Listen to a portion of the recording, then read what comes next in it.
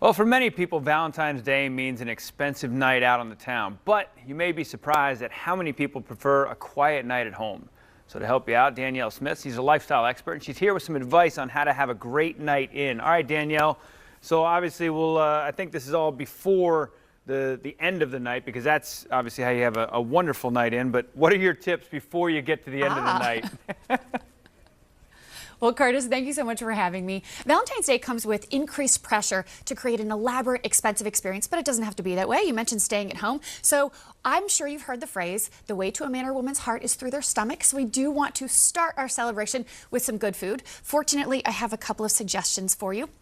Start over here. You're going to make Valentine's Day twice as nice by combining 2 of Bertolli's classic sauces to create a perfect pink sauce that you can use in both of these recipes. My suggestion is combining their Alfredo with aged Parmesan cheese. It's made with real cream and Italian cheeses, and their traditional marinara with fresh garlic and Italian herbs. You combine the two and you get this creamy rosa sauce you can use on either of these recipes. These are 2 of my favorites. You have a caprese gnocchi with blistered tomatoes, and then you also have a spaghetti carbonara with creamy rosa sauce. Both of these you can find the recipes on their website, bertolli.com/recipes, or you can find the links on their Facebook page.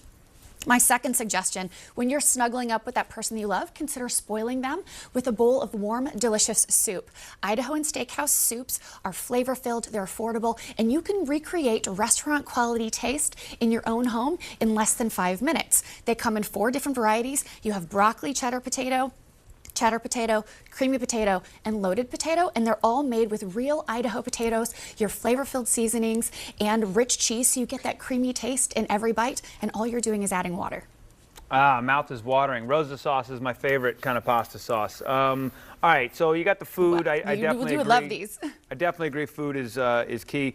What about some tips on creating the right ambiance? Because we're staying at home, I would love to suggest you go simple. Think about pulling out your favorite red plates or dishes, decorate with some candles for a little bit of that ambiance, maybe put some flowers and ice cubes so that you can spice up those cocktails or the water that you might be serving. And then my final tip is, of course, in the messaging. It's so easy to go and buy a Valentine's Day card that has a prepackaged message, but consider taking the time to buy a blank card and write a special message, or go back to that old-fashioned love letter.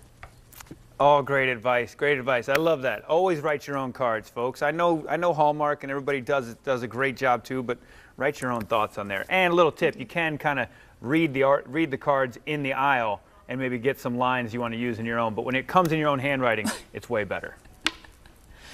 Absolutely. All right, where can everybody go to get all this in one place? Thank you so much for having me, Curtis.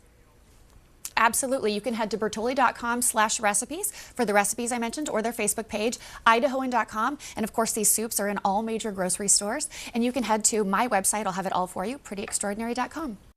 There you go. All those Valentine's tips for staying at home are from Bertolli and Idahoan Soup.